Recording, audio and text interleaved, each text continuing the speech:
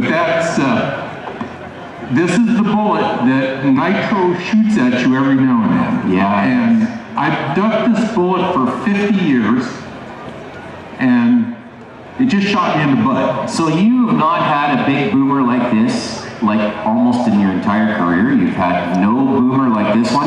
None. Zero. Wow.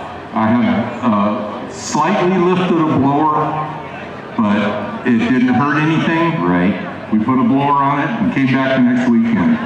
Oh, wow. Yeah, we've made a major mess. Yeah.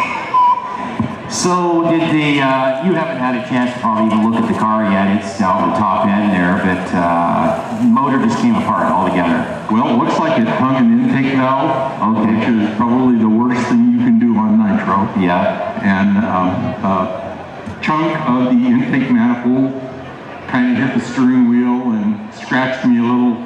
But other than that, all the safety stuff worked. Yep.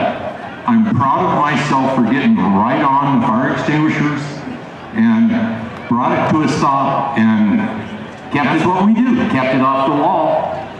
And body went off and gone, so that kind of went up in pieces on you, I guess. But Yeah, it's visiting the North Pole. it took off on you for sure.